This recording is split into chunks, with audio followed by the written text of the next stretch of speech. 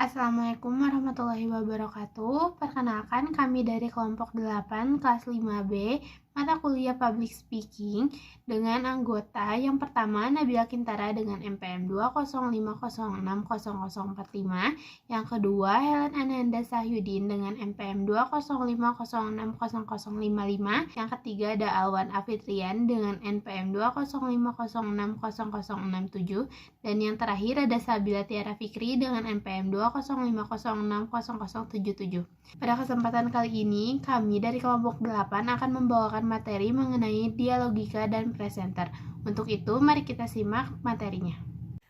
Baik, di sini saya Sabila Tiara sebagai pemateri pertama akan menjelaskan mengenai apa sih debat itu. Menurut KBBI, debat ini diartikan sebagai pembahasan dan pertukaran pendapat mengenai suatu hal dengan saling memberi alasan untuk mempertahankan pendapatnya masing-masing. Bisa juga debat ini diartikan sebagai mengajukan usul dan juga mempertahankan usulan tersebut agar tetap digunakan oleh pihak-pihak tertentu.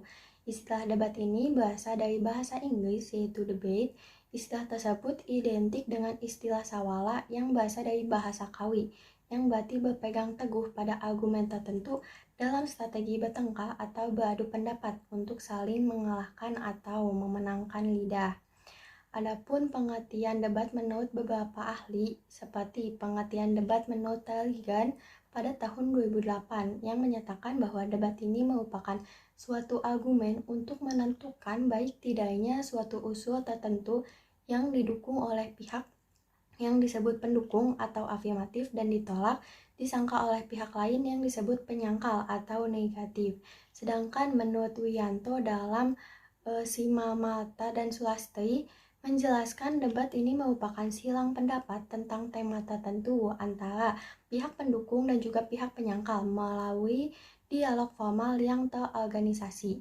Adapun pendapatnya menurut Ismawati pada tahun 2012 yang mengatakan debat ini pada hakikatnya adalah saling adu argumentasi antar pribadi atau antar kelompok manusia dengan tujuan mencapai kemenangan untuk satu pihak. Nah, dalam debat setiap pribadi atau kelompok ini mencoba menjatuhkan lawannya supaya pihaknya itu berada pada posisi yang benar. Jadi dapat dikatakan gitu ya secara sederhananya debat ini merupakan adu pendapat untuk mempertahankan pendapatnya masing-masing untuk menang atau sudah tidak bisa lagi dipatahkan oleh lawannya. Nah, di dalam debat ini memiliki beberapa tujuan. Adapun tujuan dari debat ini diantaranya yaitu yang pertama, membangun sebuah kasus yang disertai dengan argumen sebagai pendukungnya. Adapun tips dan triknya cara untuk membangun sebuah kasus di dalam debat itu yaitu dengan mengikuti pertanyaan-pertanyaan dasar yang meliputi 4W plus 1H. Lalu yang kedua, mengetahui kasus yang tengah terjadi di dalam masyarakat. Yang ketiga, melatih mencari argumentasi berdasarkan data yang kuat. Yang keempat, memengaruhi sikap dan pendapat orang lain agar mereka seia, sekata, dan sejalan dengan argumen yang diusulkan. Yang kelima, sebagai upaya untuk meningkatkan, menampilkan, dan mengembangkan komunikasi verbal. Lalu yang keenam ini berusaha meyakinkan orang lain bahwa argumen yang kalian miliki itu adalah yang paling tepat untuk diikuti dan juga diiyakan.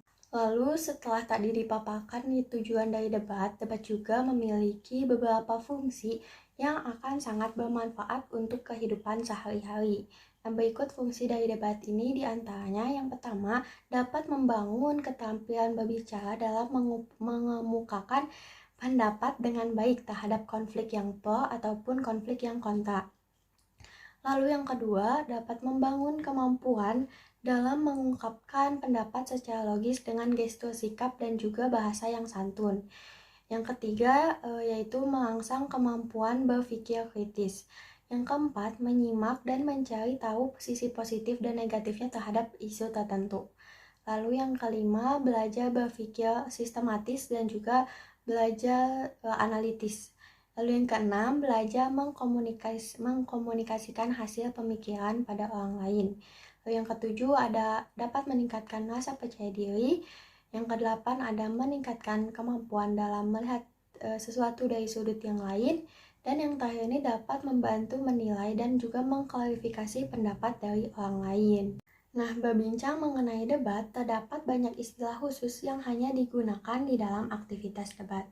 Istilah-istilah khusus yang terdapat dalam debat ini seperti ada topik debat atau biasa disebut motion, ada juga istilah tim afirmatif yang berarti kelompok tim pro dan juga tim kontra. Selain itu, ketika debat ini kedua tim biasanya sering mengatakan kata interupsi. Nah, interupsi ini sama halnya dengan mereka ingin menyatakan pendapat mereka. Nah, berikut saya akan jelaskan mengenai ciri-ciri debat yang perlu diketahui. Di antaranya itu, yang pertama, debat ini memiliki dua sudut pandang. Lalu yang kedua, terjadi adu pendapat dan juga argumen jika ingin mendapatkan kemenangan. Lalu yang ketiga, terjadinya sesi tanya-jawab yang bersifat menjatuhkan lawan. Yang keempat, ada tiap debat ini pasti selalu menonjolkan antara yang mana yang pro dan juga yang mana yang kontra. Lalu yang kelima, satu sama lain ini saling mempertahankan argumennya masing-masing. Yang keenam, cara menentukan siapa pemenangnya ini dapat dilakukan oleh seorang juri atau bisa juga dengan melakukan voting gitu. Lalu yang ketujuh, setiap terjadinya perdebatan harus ada pihak penengah atau juga bisa ada moderator. Yang kedelapan, harus mengikuti prosedur aturan, yang mana prosedur ini itu bertujuan untuk melindungi sekaligus mempertahankan argumen dari kedua belah pihak. Dari ciri-ciri debat yang tadi sudah saya sampaikan gitu, maka dapat disimpulkan bahwa ciri-ciri debat ini terdiri dari dua pendebat, ada moderator sekaligus jurinya, atau juga ada penunjukan juri khusus apabila di sebuah perlombaan debat. Saya akan menjelaskan tentang unsur-unsur debat. Yang pertama, adanya topik atau masalah yang akan dibahas. Debat tanpa topik atau masalah yang dibahas sama halnya makanan tanpa bumbu, akan terasa hambar. Debat dapat terselenggara apabila ada topik atau masalah yang diangkat dan dibahas. Istilah topik yang diusulkan biasanya disebut juga dengan mosi. Yang kedua, ada tim afirmatif. Tim afirmatif atau tim pro dapat diartikan sebagai tim yang mendukung topik. Tugas dari tim afirmatif ini atau tim pro memberikan pendapat atau argumen yang mendukung usulan. Peran tim afirmatif ini juga wajib karena akan melawan tim kontra. Ada tim negatif. Ada tim afirmatif atau tim pro, ada tim negatif atau tim kontra. Itulah unsur-unsur yang harus dipenuhi dalam aktivitas debat. Tugas dari tim negatif atau tim kontra sendiri diyakini menyampaikan ketidaksetujuan atau pendapat yang menolak usulan dengan mematahkan argumen yang disampaikan tim pro.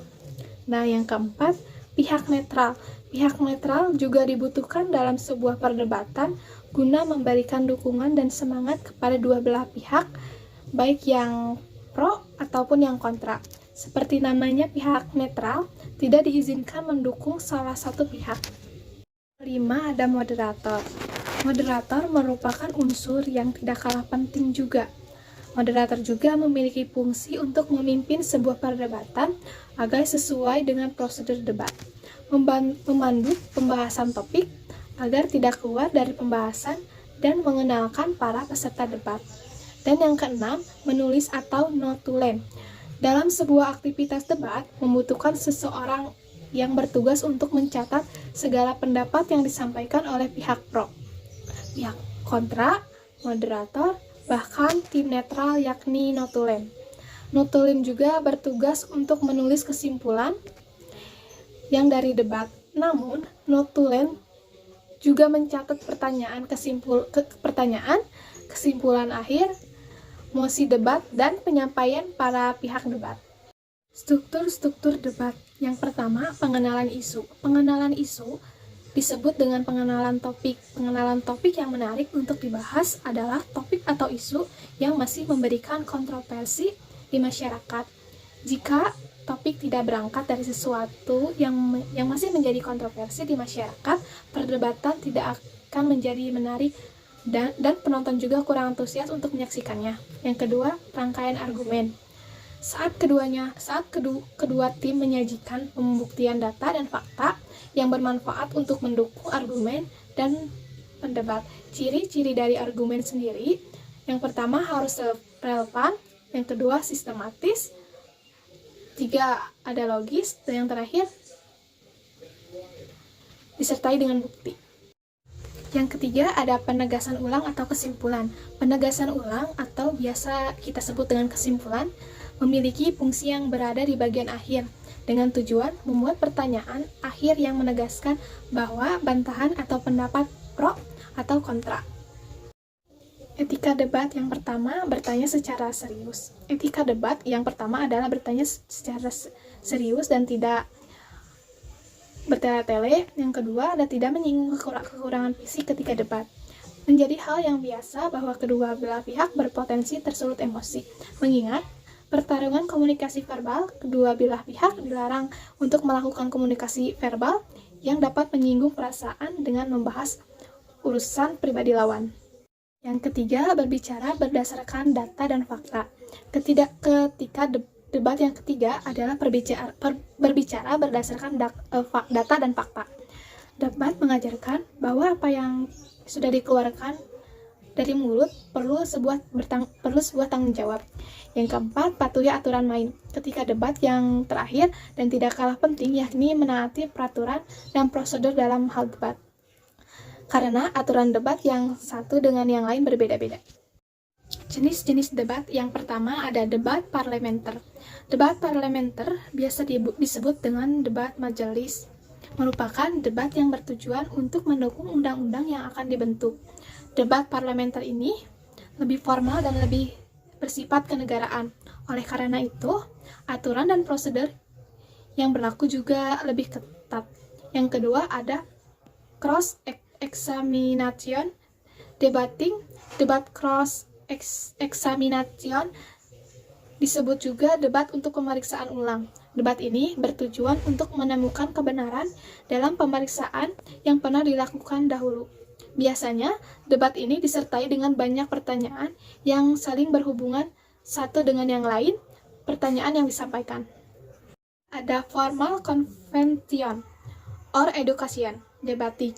Debat ini termasuk debat formal konvensional atau debat pendidikan yang sifatnya mengarah pada hal positif bersama.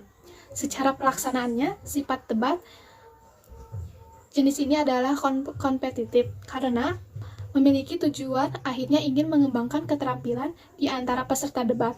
Namun, tetap selama proses debat, tetap memenuhi unsur-unsur debat. Materi selanjutnya yaitu mengenai langkah-langkah pelaksanaan debat. Yang pertama yaitu mengembangkan pernyataan atau topik yang akan diangkat.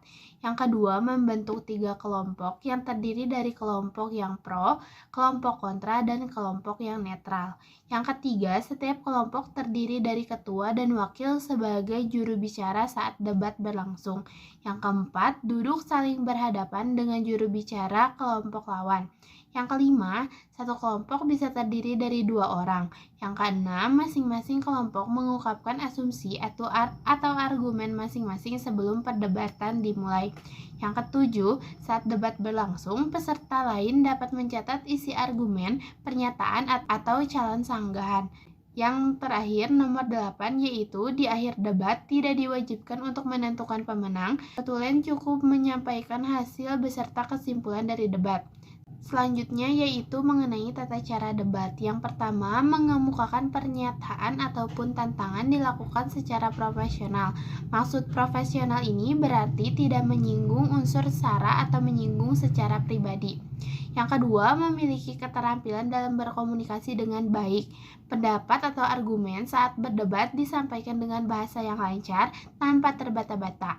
Penyampaian argumen pun harus disampaikan berdasarkan analisis kritis, sintetis, dan reotika. Yang ketiga, selalu memperhatikan pernyataan atau sanggahan dari lawan. Selalu meneliti kelemahan dan kelebihan dari lawan Hal itu dimaksudkan agar bisa menentukan strategi yang pas untuk menyerang dan juga untuk bertahan. Yang keempat, menyimak pendapat berdasarkan logika bukan emosi, agar tetap rasional dan tidak mengalami kesalahan berpikir. Yang kelima, menyajikan materi secara akurat dan berdasarkan data serta fakta. Dan yang terakhir merupakan sesuatu yang akan disampaikan dalam debat, data itu harus bersifat sahih dan ada bukti sehingga memperkuat debat. Dan materi selanjutnya yaitu mengenai presenter. Presenter merupakan pembawa acara atau program televisi. Pengertian presenter menurut Latif dan Udud pada tahun 2013 yaitu orang yang tampil di depan kamera dan membacakan berita dari studio, atau orang yang membawakan segala jenis program televisi dari studio, bisa juga disebut aktor atau reader. Televisi memiliki keunggulan daripada media lainnya, dikarenakan menampilkan peristiwa secara utuh. Sedangkan menurut Zubazari pada tahun 2010, pembaca berita atau presenter berita merupakan orang yang membawakan atau mengantarkan acara berita di televisi atau radio. Jadi dapat dikatakan bahwa presenter merupakan seorang yang akan membawakan dan menyampaikan sebuah informasi atau narasi dalam sebuah program acara di stasiun televisi seperti program acara kuis, talk show, acara musik, infotainment, atau acara olahraga dan lainnya. Selanjutnya saya akan menjelaskan tentang jenis-jenis presenter. Yang pertama ada continuity presenter. Presenter jenis ini adalah mereka yang bertugas mengantarkan acara-acara televisi kepada pemirsa. Mereka berfungsi sebagai jeda atau perangkat dari suatu acara ke acara lainnya. Penampilan mereka sangat santai. Biasanya mereka akan sedikit mengulas materi acara yang segera hadir, dengan tujuan mengajak dan menambat pemirsa agar tidak berganti channel ke stasiun televisi lainnya. Selain itu, presenter ini sering memberikan kiat khusus berkaitan dengan aktivitas penonton sehari-hari. Keberadaan continuity presenter ini cukup membantu memasarkan sebuah acara, sebab dengan sapaan dan ajakan mereka untuk menonton sebuah acara, mereka mencoba memikat pemirsa.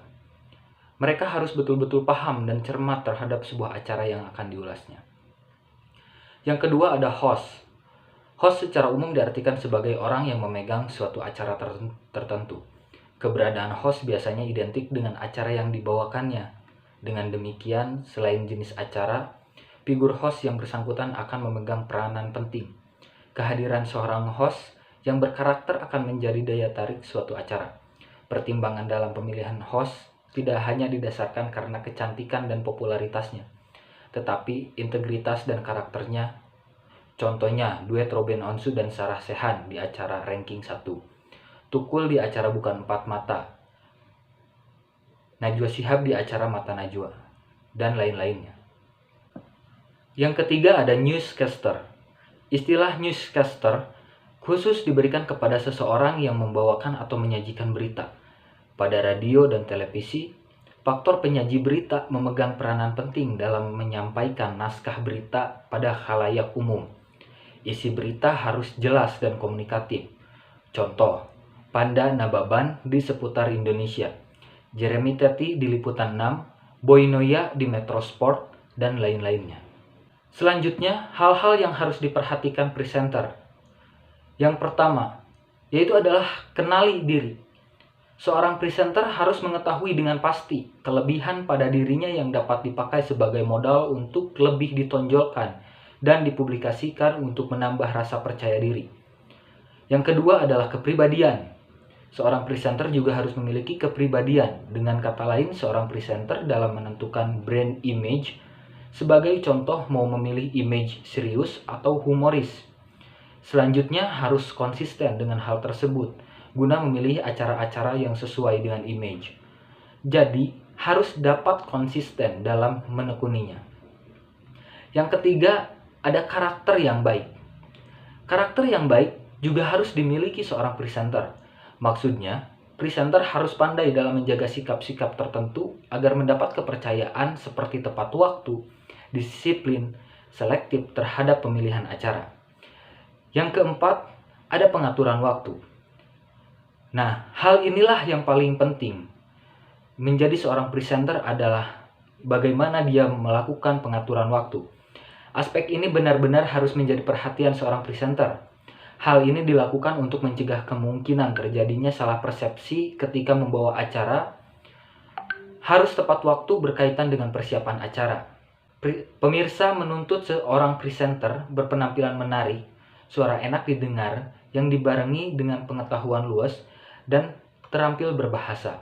Tidak hanya itu, seperti yang tadi sudah dijelaskan, bahwa pengaturan waktu sangatlah penting bagi seorang presenter. Selanjutnya ada keterampilan berbicara presenter. Keterampilan berbicara merupakan kemampuan mengungkapkan pendapat, pikiran, dan perasaan kepada seseorang atau kelompok secara lisan, baik secara berhadapan ataupun dengan jarak jauh. Terampil berbicara akan mendorong seseorang mampu menjadi seorang presenter dalam membawakan berita televisi. SK tahun 2012 halaman 46 menyatakan bahwa berbicara merupakan suatu keterampilan dan keterampilan tidak akan berkembang kalau tidak dilatih secara terus-menerus. Oleh karena itu, kepandaian berbicara tidak akan dikuasai dengan baik tanpa dilatih.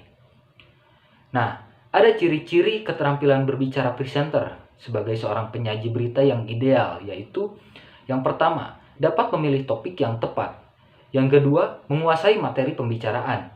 Yang ketiga, memahami latar belakang narasumber dan pendengar. Yang keempat, mengetahui situasi. Yang kelima, mempunyai tujuan yang jelas. Yang keenam, saat bertugas kontak dengan narasumber dan pemirsa melalui kamera. Yang ketujuh, mempunyai linguistik yang tinggi. Nah, mungkin cukup sekian pemaparan materi dari kelompok kami.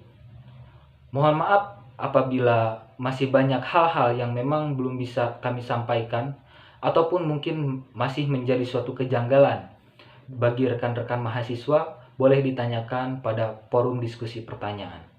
Terima kasih. Wassalamualaikum warahmatullahi wabarakatuh.